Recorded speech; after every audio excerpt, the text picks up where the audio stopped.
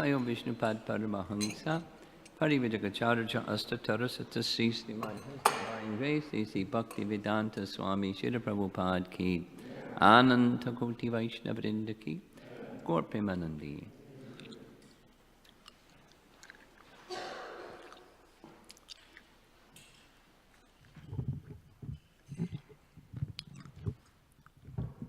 Two really quick things.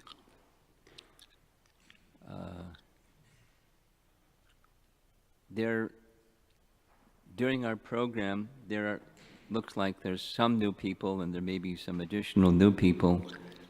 And so,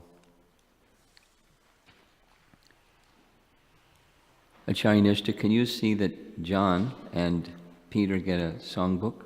So they can, not now, but they can follow along with the morning and the evening songs. So at least you know what the words are. You can follow along as we go along. And if you notice there's somebody else, it's one of the, I'll let you in on a little secret.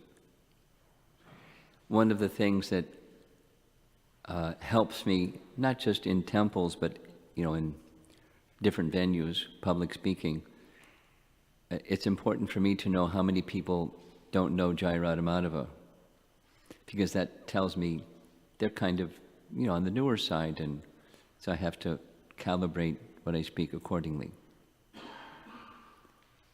Little secret. Then second is, I have some good news, besides it's cold. The good news is, it's taken a while, but because they got a new camera for the yatras, like a high resolution, super duper camera. And finally, Vibhu Chaitanya has both the Dwarka Yatra and the Ayodhya Yatra videos. That's good news. And it's such high resolution, they have to do this thing with their computer that compresses it so you can still see it, but it doesn't lose the resolution or the quality. So as we sit here, and Subal fiddles with the volume, there are some devotees working on making these available by this evening. So in addition to, if you've already registered, if all goes well, there's somebody at the registration desk that will know about those videos, both yatra videos, and if you'd like to place an order, they can make sure that by tomorrow morning or something like that, they're available, if you're interested. For me, it's a big deal because, I don't know, how many hundreds of hours were invested in preparing and presenting, and if all of that is just for sharing, and I've been trying to be patient, waiting for those things to be available, and now it's available, so Hare Krishna. Now we'll begin the class. Madhu Mangal, is he here? No. Yes? Madhu Mangal? Okay. That blah blah session can be edited out and you can just begin with Om Namo Bhagavate Vasudevaya. Om Namo Bhagavate Vasudevaya. Om Namo Bhagavate Vasudevaya.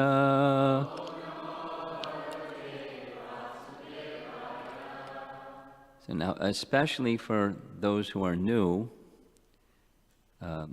hang on to your hats because we're going to do something that's appropriate in spiritual circles. Prabhupada trained us, his followers, that when you speak on something about a spiritual subject matter, reference should be made to where the source of your statements come from. So that's what this morning's class is. For those of you that are new, it may seem, a little irrelevant or abstract or 201 and you're at 101 and how do I understand all this? So don't worry about it. It's foundation. Before we build the house, we're going to put the foundation. And I watched, there was building of a temple, and it took longer to build the foundation than it did to build the temple. Like all kinds of stuff went in that foundation, without naming the stuff. All kinds of stuff. Maybe some of you know something about construction. I didn't. And it took longer and more expense to put the stuff than to build the temple. But here we are. This section is scriptural references, both from Scripture itself and from our acharyas who are explaining those references on this topic. Always remember Krishna. Never forget Krishna.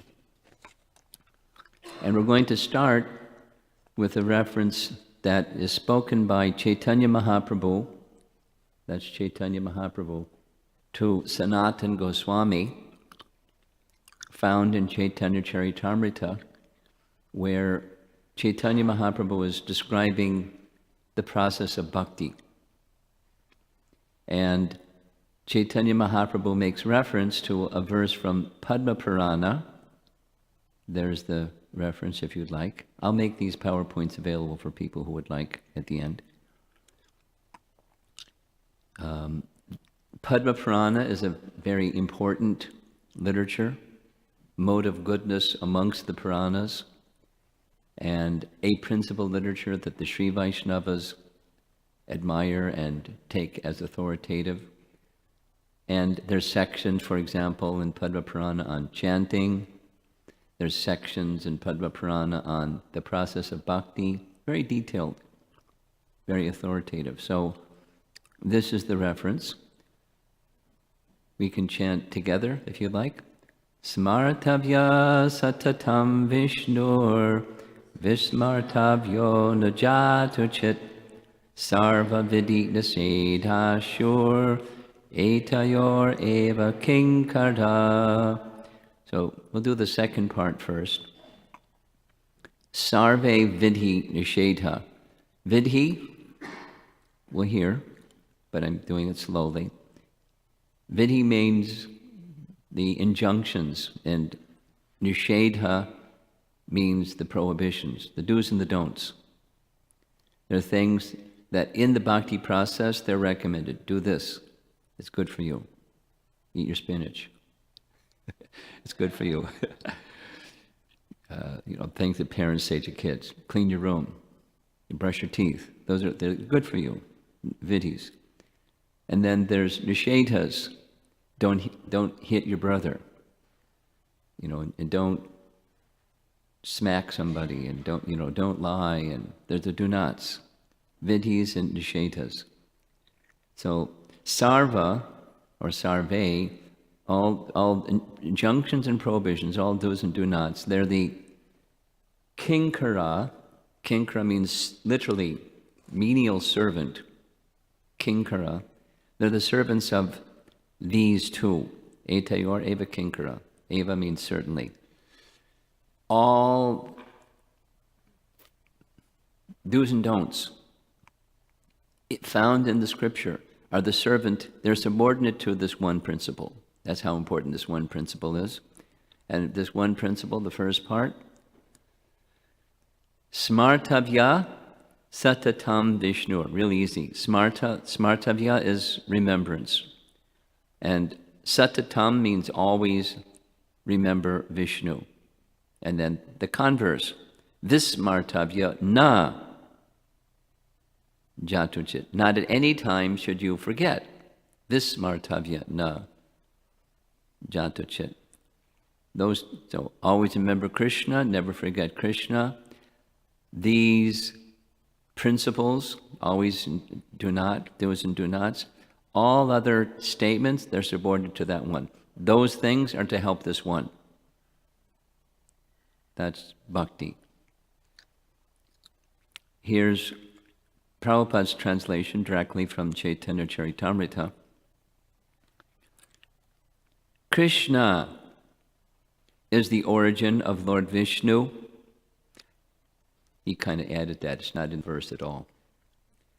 He, Vishnu, or Krishna, should always be remembered and never forgotten at any time. All the rules and prohibitions mentioned in the Shastras should be servants of these two principles. It's a very important verse. It's the subject of our weekend together.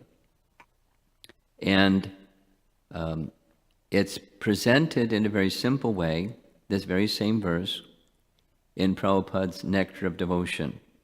Nectar of Devotion is a summary study of a work by Rupa Goswami, one of our great acharyas, Rupa Goswami, describing bhakti, or devotion, and the amrita of, or nectar of devotion. So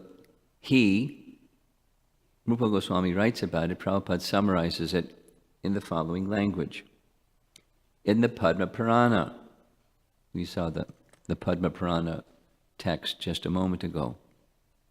In the Padma Purana, the same process is advised. There it is said that one should always remember Lord Vishnu. This is called dhyana, or meditation. Those of you that are familiar with Bhagavad Gita, you know that chapter 6, Bhagavad Gita, is dhyan yoga. So, dhyan upon what? Meditation upon Vishnu. Always remembering Krishna. It is said that one has to meditate with his mind fixed upon Vishnu. And this is called samadhi, or trance. Then the next paragraph, I'm not going to read it, I'll just summarize it directly from Nectar Devotion. Any of the forms of Vishnu, Krishna, it fulfills the purpose. In other words, someone may be a Nrsinga Bhakta, so it works. It fulfills the purpose because Nrsinga is a form of Krishna or Vishnu, etc. So it fulfills the injunction.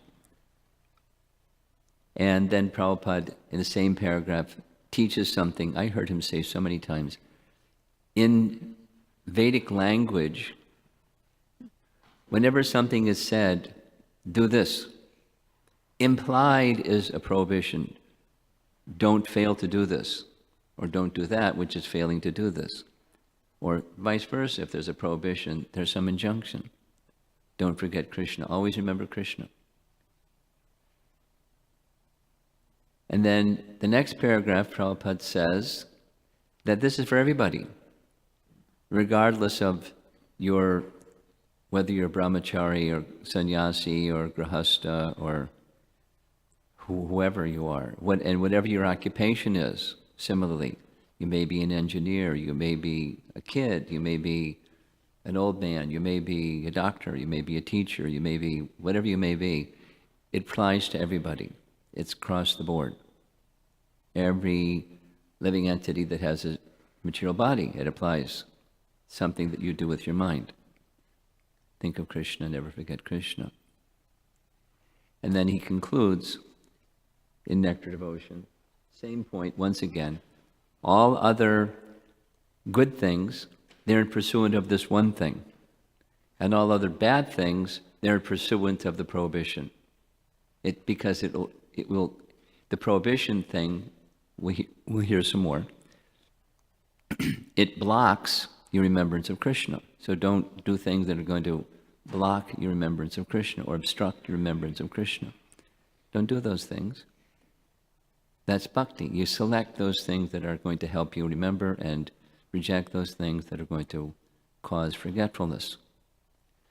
Now this is a line drawing. There was no digital cameras at the time. And unfortunately, we don't have a portrait by an artist. But here's a line drawing of Rupa Goswami. For those of you that are new, Rupa Goswami is the number one leading follower of Chaitanya Mahaprabhu amongst all of the incredibly elevated persons who were followers of Chaitanya Mahaprabhu. He's the most elevated, he's the leader. He's the next Acharya following Chaitanya Mahaprabhu. So he wrote this nectar devotion, or in Sanskrit it's Bhakti Rasa Amrita Sindhu, the ocean of the nectar devotion. And he makes reference, you have to listen carefully, pardon me, but you have to listen carefully because there's something that's a little different than in Prabhupada's writings. But it's okay, but listen carefully. So Rupa Goswami makes reference to a verse in chapter 1 of Canto 7, imaged at the bottom here, where Narada Muni is having a conversation. He's instructing Maharaja Yudhisthira. And as you see, it's in Krishna's presence. And the other Pandavas are also hearing. And minus the detail of the circumstance, Yudhisthira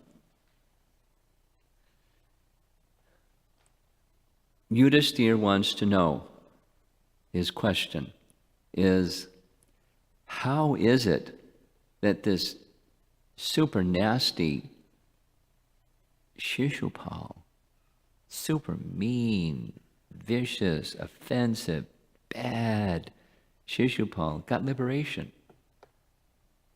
When great saints and mystics and yogis and these very elevated persons, they try for the whole lifetime, many lifetimes, and sometimes still don't get liberation. And this bad Shishupal got liberation. We all saw it, because they saw it without the detail. So, this verse comes in response to that, 7:132, and the reference, it's just half of the verse, but Rupa Goswami is indicating that Shishupal was successful in becoming liberated because he fixed his mind on Krishna. Although he fixed his mind on Krishna in a bad way, like scorn, hatred, vilifying, but he fixed his mind on Krishna. And so somehow or other, not by Shishupal, don't follow Shishupal's footsteps, but in favorable way. So as you see, that's from the verse directly from Canto 7, Chapter 1. Tasmat kenapi upayena mana Krishna Krishne niveshayet. The translation, Rupa Goswami's Bhakti Rasamrita Sindhu, that's that BRS at the top. Therefore, one may somehow think of Krishna. As you see, niveshayet is underlined. That's somehow. Think of Krishna. Then kenapi upayena is by any of the favorable methods. Favorable methods is important. Having derision and scorn and hatred and offensive animosity towards Krishna, that's not recommended. But favorable, that's recommended. And here is Prabhupada's translation of the same verse taken directly from the Bhagavatam, at least that section of the verse. Somehow or other, the same kenapi upayena. One must consider the form of Krishna very seriously. That's mana, that's what you do with your mind. Mana refers to the mind. You consider something, you contemplate something, You fix your mind on something. And that something is Krishna, or the form of Krishna. And Niveshayet, with great attention, great focus, Prabhupada's translation, very seriously.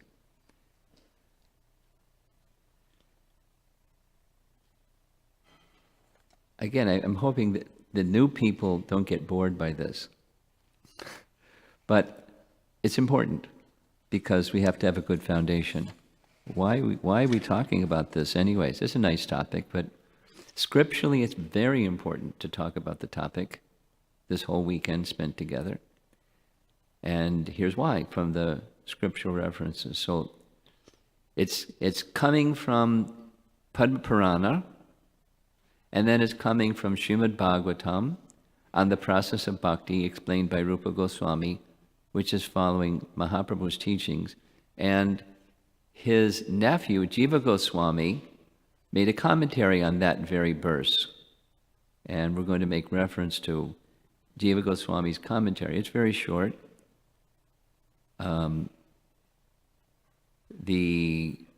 It's under Sadhana Bhakti. It's toward the end of the Sadhana Bhakti section. Speaks of waves instead of 1.2. It's the second wave of the eastern section. It's just Rupa Goswami's poetic language. So now we're going to go back to the verse.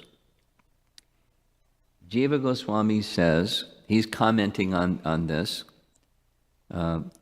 Specifically, he's paying attention to the word favorable, because that's the translation in Bhakti Rasamrita Sindhu, is the translation in Jiva Goswami's commentary. Favorable is emphasized by any favorable methods, this kenapi upayena. So by any of these methods, upayena, including lust, affection, family relationship, and Vaidhi Bhakti, but without enmity. Enmity mentioned specifically because of Shishupal. It was enmity. Or Kamsa, who was fear. He fixed his mind on Krishna because he heard that from a voice in the sky, a prophecy, that he would be killed by the eighth son of Devaki, and he came to know that the eighth son of Devaki was Krishna, so his mind is fixed on Krishna out of fear. So bhakti doesn't include Kamsa and Shishupal, doesn't include enmity and fear. Bhakti is, you should fix your mind in a favorable way. And, that's what the instruction, going back to the reference of all of this, that's the instruction of Narada to Yudhisthira.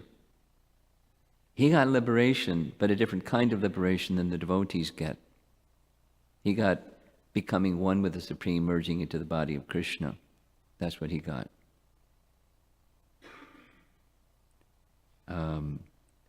So favorable excludes hatred, and favorable excludes fear.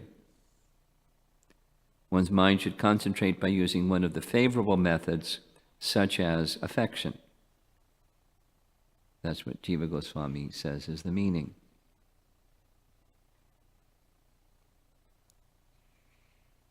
You with me so far? They're building the foundation. So the next reference is Sanatana Goswami, where Sanatana Goswami makes reference to the same Smartavyah Satatam Visnu, or Vismartavyah Nujata Chit. That reference from his commentary, Vaishnava Toshani. Vaishnava Toshani is the title of his commentary on Bhagavatam. And the section that he's commenting on is 10th Canto, Chapter 29. Those of you that are familiar a little bit with the Bhagavatam, he's describing the position of the gopis, because just following that is the song of the gopis, where their minds are fixed upon Krishna and intense feelings of separation from Krishna. So he is describing this verse. Our topic, always remember Krishna, never forget Krishna. In his commentary there. So he refers to this same tasmat kenapi upayena manak krishne niveshayet. Same. And he emphasizes, as Jiva Goswami emphasizes, and this is to be done in a favorable way. Now, what's the big deal about favorable and unfavorable? Well, there's multiple things, because bhakti is favorable. It's not enmity, and it's not fear. And prior to that verse, if you remember the numbers, it's 7:132. 5 verses earlier, 7:127, there's this curious verse spoken by Narada, listen carefully, where Narada says, he's explaining how Shishupal got liberation. The verse translates, one cannot achieve such intense absorption in thought of the Supreme Lord by devotional service as one can through enmity toward him. That was Shishupal. He was fixed.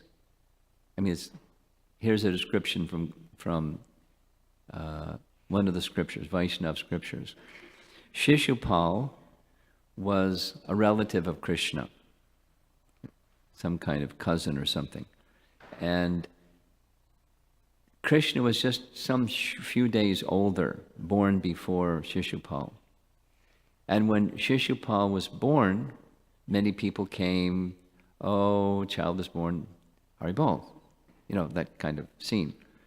And in the course of that gathering of people that were welcoming the newborn child from the parents of Shishupal, they just mentioned Krishna's name. Oh, didn't you know that Krishna was just born, the son of Yashoda and Nanda Maharaj? And they're about the same age, Krishna, just mentioning Krishna's name. And Shishupal started to scream, not cry, not wail, but scream. Some of you know what that sound is like. Scream so loud. And sometimes children will do that and they calm down, but he didn't calm down. The mother tried to calm him down. He wouldn't calm down. They thought maybe there's a medical problem, so they got doctors and nothing worked. He screamed for hours. He screamed all day. He screamed all night. He screamed the next day. It went on for a month. He didn't sleep. He just screamed, hearing Krishna's name. He had intense animosity toward Krishna from the get-go. And it was like that his whole life. And to the end, it was like that to the end. His mind was fixed on Krishna in enmity, big time. But it wasn't favorable. So Narada is commenting that it's a puzzle, but fortunately Sanatana Goswami solves the puzzle. Why would Sanatana so then we should just be like Shishupal and have enemy toward Krishna and fix the mind on Krishna and we go, get liberation. If you want liberation, there's a great way to do it, right? It seems like that's what Narada is saying. There isn't a better way to fix the mind in any form of devotional service. Then he explains in his commentary, what this means is Vaidhi Bhakti, in contrast with Raganuga Bhakti. So here's what he says. I'll read it. This is the translation. This verse indicates that one should surpass the path of worshiping the Lord with reverence according to scriptural knowledge and accept Raganuga or bhava, mark. From that point of view, the intensity of meditation in hatred, Shishupal, is praised for its absorption in the Lord. That intensity should be maintained along with affection or friendship, favorable. In that sense, hatred is mentioned in this present verse. We'll touch on this 2 more times. And again, for new people, my apology. But this is the scriptural foundation for our topic, always remember Krishna, never forget Krishna.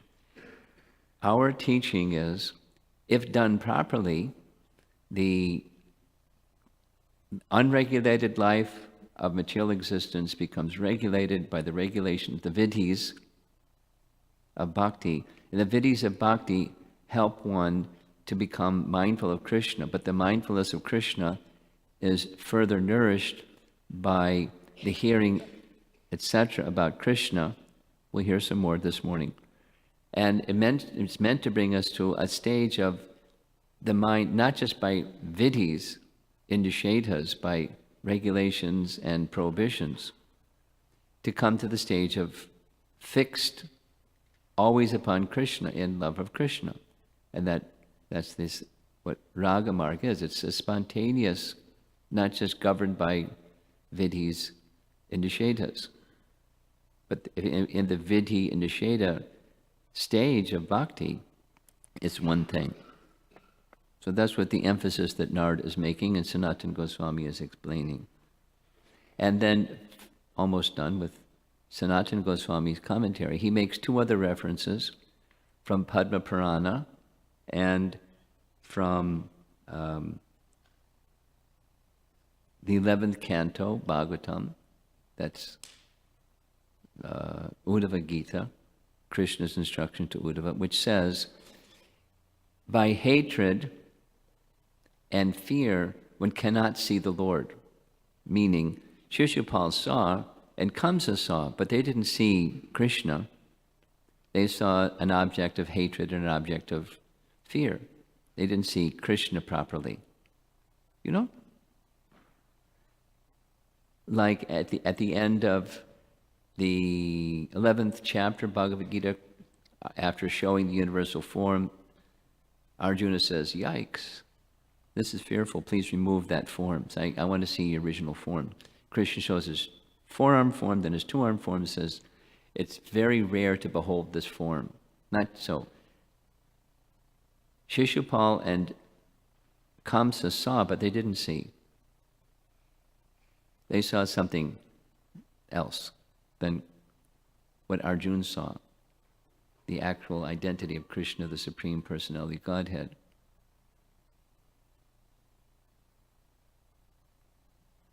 And then the Padma Purana says you can't see the Lord of the heart out of fear and hatred, but only through devotion. That means favorable, with love, friendship, devotion. Then you can see. You can see. Not with material eyes, but you can see Krishna. Just like Prahlad. Where is Vishnu? He's everywhere.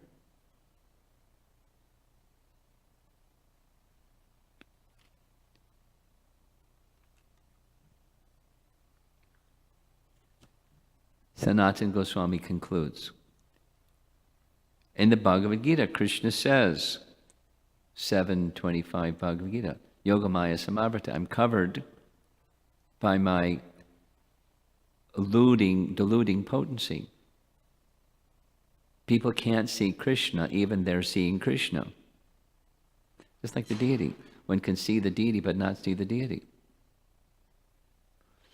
You can be Kamsa and Shishupal and see Krishna but not see Krishna, because they're covered by the deluding potency of the Lord. So to get on the other side of the deluding potency of the Lord, he has to withdraw it.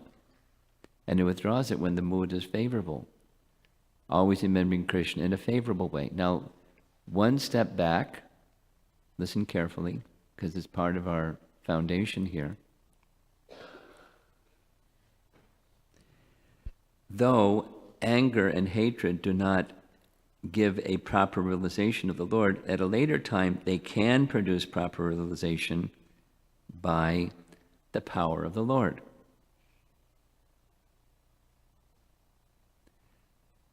I did I did a little research and got confirmation from Panu Swami. What happened when Shishupal merged into the body of Krishna? That was the third time around of Jain Vijay, Hiranyaksha, Ranyakashipu, Ravana, Kumbhakarna, Shishupal, and Dantavakra. He merged into the body of Krishna. What happened? Afterwards, he returned to his position of Jain Vijay, or Jai.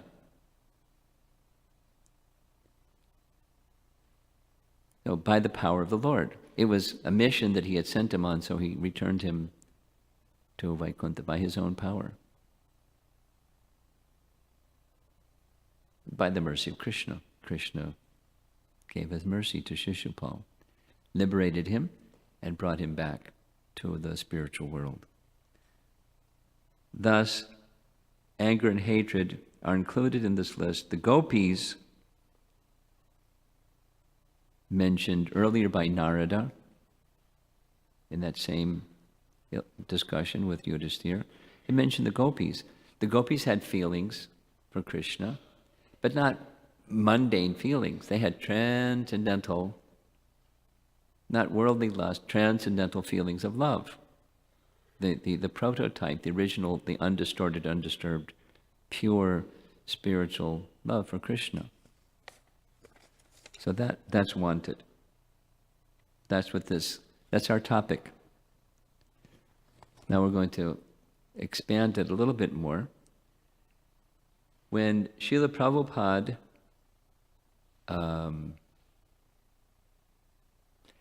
spoke about Rupa Goswami's teachings, of course we read what he said in Nectar Devotion, but sometimes he wouldn't just write Nectar Devotion. He'd speak about this Bhakti Rasamrita Sindhu 1-4 verse.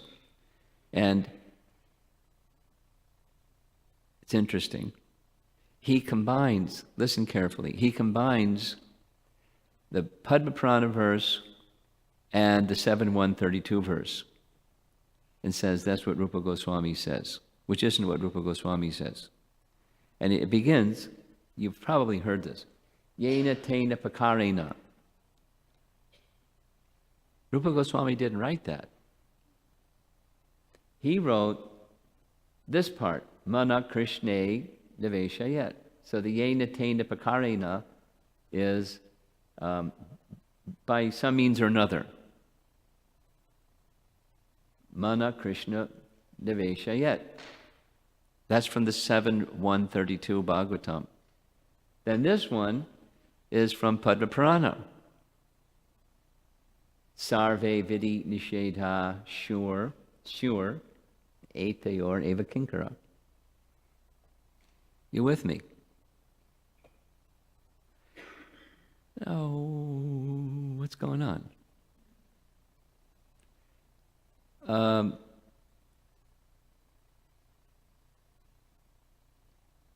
Certainly Prabhupada knew what Brahma Samhita 1-2-4 says. Certainly he knew.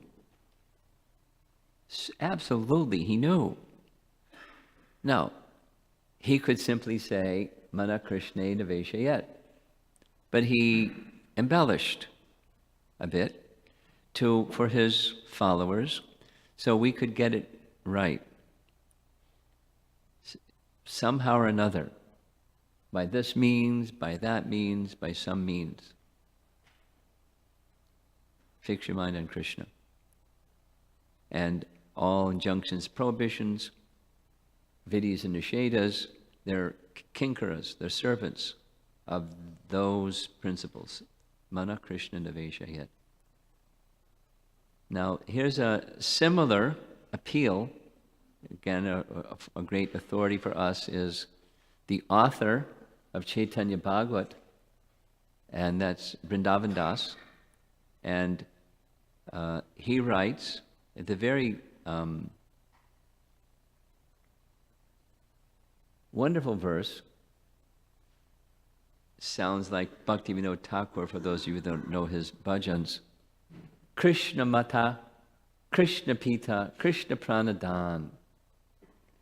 Krishna is your mother, Krishna is your father, Krishna is your life and wealth. I fall at your feet and beg you to engage your minds in thinking of Krishna. So we're following Vrindavan Das Thakur and appealing, begging, falling at your feet and begging, please engage your mind in thinking of Krishna. Because that's the principle that all other beneficial things are in pursuance of. And Prabhupada had such faith in this, I'm going to tell a little story, that's not the image of the story I'm going to tell, but it's in Chennai. And in a room conversation with a Mayavadi sannyasi, a Mayavadi sannyasi made an appointment to meet with Prabhupada. He accepted the appointment, and the man started criticizing Prabhupada, saying, you messed up in your Sanskrit translation of Bhagavad Gita. And he was a scholar, and he would say, here's the verse, without the detailing of, the verse, and it says nothing about the Hare Krishna Mahamantra, but in your purport it's all about the Hare Krishna Mahamantra. And Prabhupada's reply was, any other? And then he went to another and went to another without the detail, and then another. It went on for an hour, just criticizing Prabhupada's Sanskrit translation of the Bhagavad Gita. And at the end, Prabhupada didn't even argue back. He just looked at his watch and said, time for prasadam, give them some prasadam. And the man left. And the devotees that were in the room were astonished, because Prabhupada was normally like fire when somebody, not just somebody holding a Mayavad position. He didn't waste the opportunity to speak strongly. Why did you not do what you always do? And Prabhupada said, this man, for a whole hour, he was saying Krishna's name. Krishna, Krishna, again and again. So I was considering, he's saying Krishna's name so many times, although it's in criticism and scorn, he'll become purified. And next time when he comes to see me, maybe he'll listen to what I have to say. But he didn't give him what I have to say till he said Krishna's name so many times. You like that one, Jitendra? You like that story?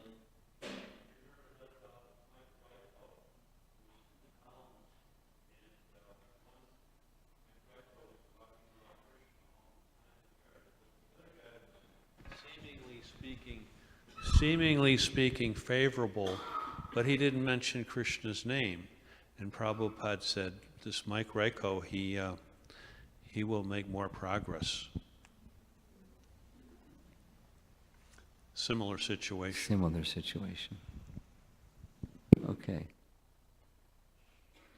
So now, this is the same text that we've been making reference to, this Bhakti Rasamrita Sindhu. In this case, it's going to be Vishwanath Chakravarti Thakur's commentary on the very same text. But it's the place is slightly different. It's chapter 8, towards the end, and we're almost done. Good news, huh? Making reference to 7.132, Tasmat kenapi upayena mana krishne niveshayet. And Vishwanath's commentary on this verse, it's Vaidhi Bhakti section, is the basic and primary aim of all types of sadhana is one thing, fix the mind on Krishna by whatever method is effective. He's not making the same emphasis that Sanatana and Jiva Goswami did, that is a favorable way. He's making emphasis on these two words, vidhi and nishedha.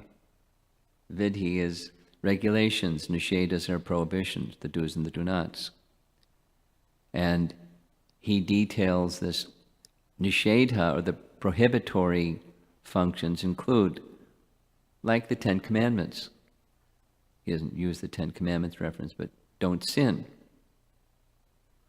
And then, if you have sinned, then some atonement for those sin. Then another is, don't slacken in your feelings towards the Lord. Don't enter into complacency or apathy towards the goal, that being with Krishna. Those are prohibitions. And then here's the key. When one follows the injunctions and the prohibitions out of fear, if I don't, I'm going to get spanked. I'm going to get some bad consequence here. You follow on that basis. Vishwanath is saying, this is Vaidhi Bhakti. So, initially, one may have that, I want to be happy and I don't want to suffer kind of thing. But that is an entry level into something that's further progressive. So he then speaks of the same activities, specifically. We're having darshan of the deity, or at Mangalarti we come before the deity. You can come before the deity because it's regulatory. It's something you should do. It's good.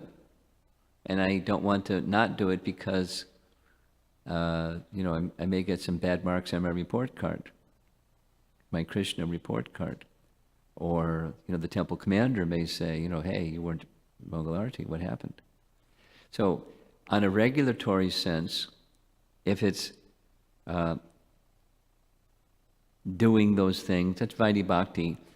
The more advanced stage is from seeing the deity, from hearing descriptions of Krishna, from participating in kirtan, for coming together and doing what we're doing.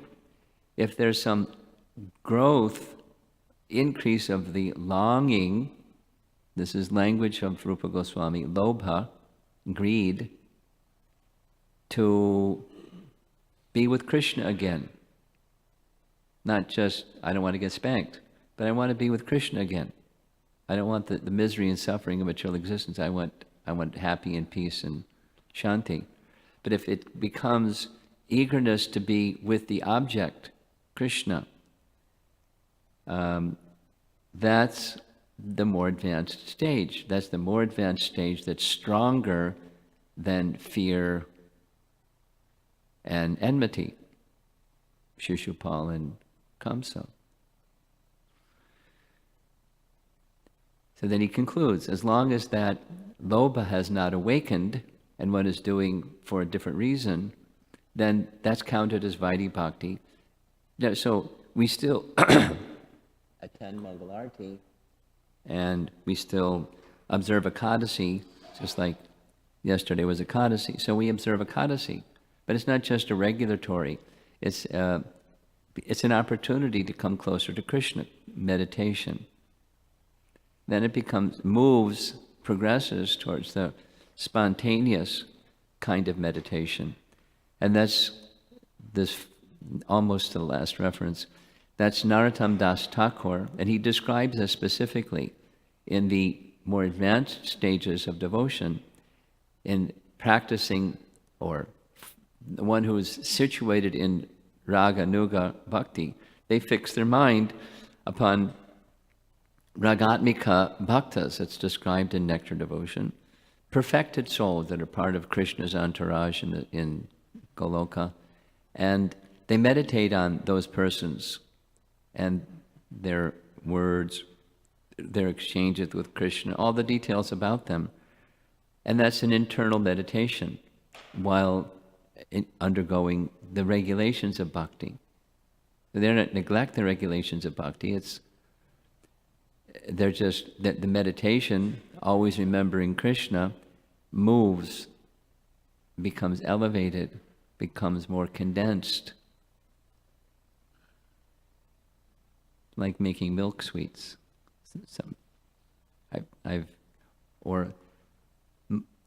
Making sweet rice. That's because I've done that. I haven't made milk sweets, but when you start, I used to do this every Saturday night for the Sunday feast. It was having sweet rice was, you can't have a Sunday feast without sweet rice in those days. So I was trained how to make sweet rice, this big vat, and how to do it. And it just slow, gentle boil, and the water evaporates. It gets thicker and thicker and thicker and thicker. So the meditation upon Krishna similarly becomes thicker and thicker and thicker, as if one is following properly. Now this is last little reference. This is Bhaktivinoda Thakur, another great Vaishnava authority. And when we're pursuing bhakti, sometimes it's tough because calamity happens or something unexpected, etc. So here's his comment. It's taken from Jaiva Dharma. It's a response to a question. How can the mind, dominated by lamentation, fear, anger, greed, envy, etc., meditate on Krishna? Basically, message is you tolerate it. A devotee may become afflicted by lamentation and illusion because of the death of a family member, or because a coveted desire remains unfulfilled. But he must not allow such feelings to paralyze and cripple him. It is natural to mourn the demise of a son, but one must quickly overcome such unhappiness by taking shelter of Sri Krishna and praying to him for solace and strength. In this way, a devotee must train himself, this is the mind, to always remember the lotus feet of the Lord in all conditions. And the most perfect of example for us is Chaitanya Mahaprabhu. Whatever he was doing, he was always engaged in absorbed thoughts, deeply absorbed thoughts in Krishna, and the highest stages of love for Krishna. So that's our topic. That's the foundation. And then as we go along, many other thoughts on this topic, expanding the topic. So, Jitendra, can you hit the light switch? And then we'll see if there's any comments or questions. Subal, you have the microphone? Good. Yeah, Giridhari?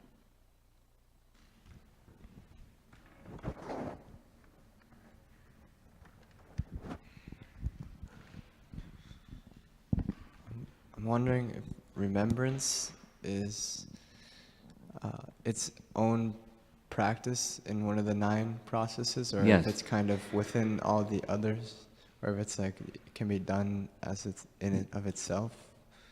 Well, if you're a meditator, yogi, yeah. But if you're a devotee, you can remember Krishna during everything that you do. And it starts from hearing and chanting, and then the remembrance carries over while you're worshiping and the other expressions, offering prayers. It's not a box. Generally speaking, in a life of devotion, it spills. It goes over into other boxes.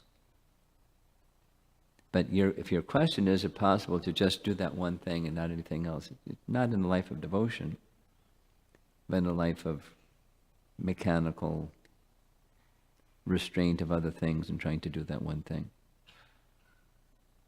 Is that clear? Yeah?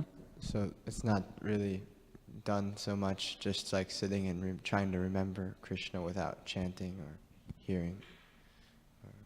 Yeah. I mean, when you're Yes. Yes. It's natural. The condition of Krishna consciousness that awakens from the process of bhakti includes remembrance of the object of devotion. As devotion awakens, devotion to what or to whom?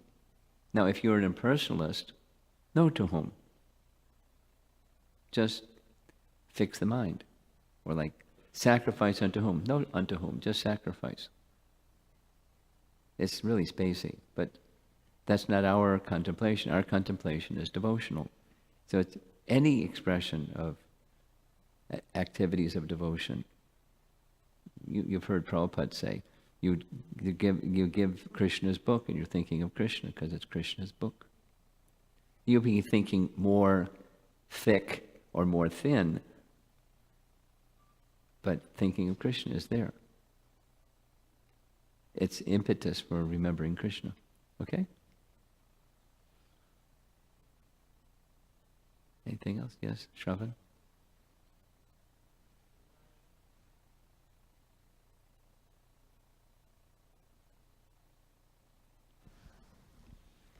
When you mentioned about the envy, it reminded me the past time, the story you mentioned while you're doing Sankirtan in the airport book distribution. Uh-huh. One person was Yeah. really throwing the book on the floor and saying, Yeah. do not go. And after some period, the purification happened and he pointed Yeah. out, please take Yeah. a book. So, staying with the process when envy pops up is going to be purifying rather than disconnecting from it. No. Could you please purify my thought? Sure. You retreat from that envy space and go to a neutral space. And why is that feeling there? It's a primordial misuse of free will feeling. And that's brought me all my problems. So I'm not going to stay with it. I'm going to select something else from the menu of options of free will.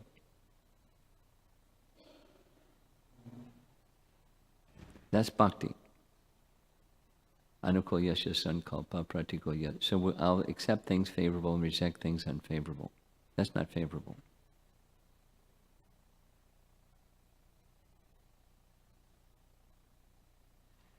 Because deeper down in your heart, or each one of us, there's love for Krishna.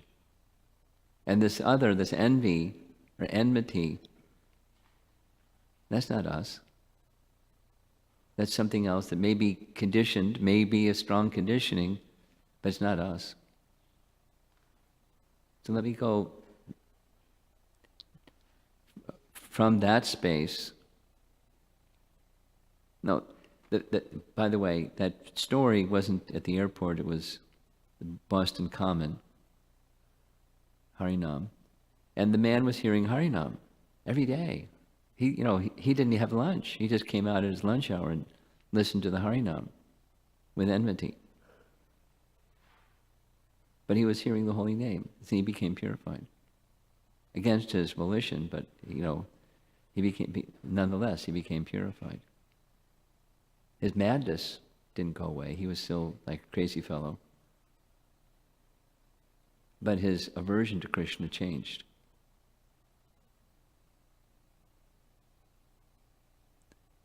I don't know what happened after that because I got traded to New York from Boston. Okay. Anything else? Yes?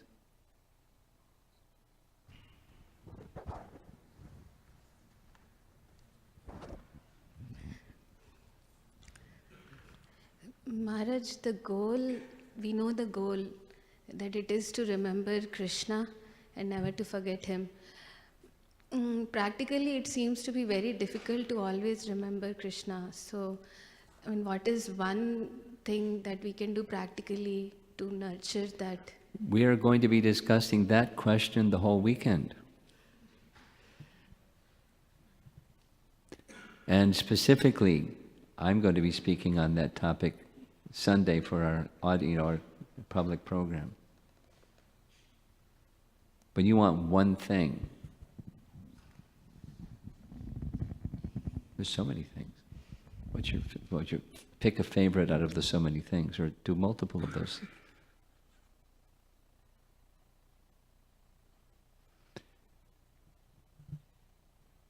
A beginning is to recognize there's this aversion. The solution to a problem begins with recognizing there's a problem.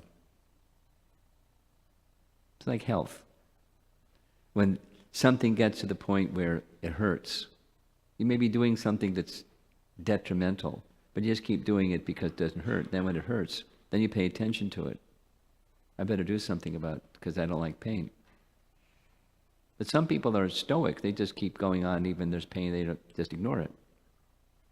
And it makes the situation worse and worse and worse. It degenerates. So, the beginning is recognizing this is a problem. Identify what the problem is. So, you're there. And now, what's the remedy or the medicine for the problem?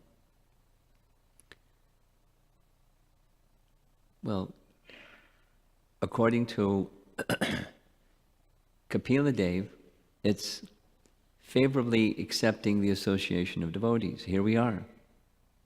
There I see a number of devotees here. And take that association of those who are on the path to awaken their Krishna consciousness and hear from them, serve them, and avoid offenses when interacting with those nice devotees. That's one of 5 things. And there's the other 4. Okay? Yes?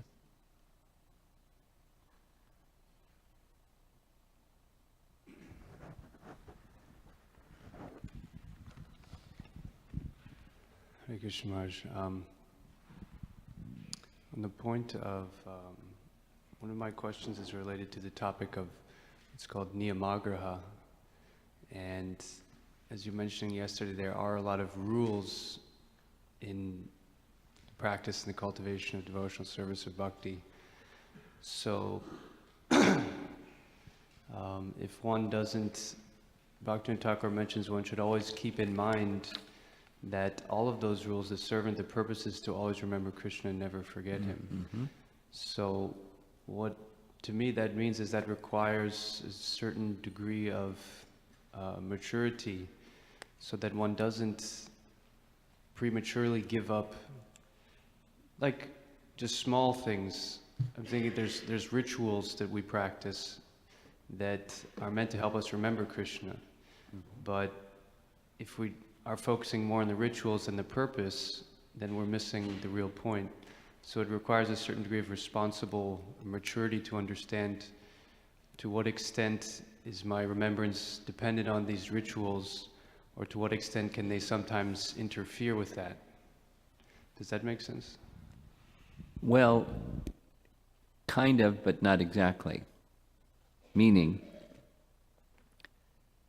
the interfere with, this is my rudimentary understanding, interfere with has to do with a spontaneous spike of emotion for Krishna, not a day-to-day, it's interfering with my devotion to Krishna. If there's a particular exhibition of ecstatic love, then by neglect of some vidhi of Vaidhi Bhakti, it's not an offense. Otherwise, one observes these things in normal circumstances, everyday circumstances. That's where the interference comes, not in a regulative sense. A day-to-day exhibition of bhakti.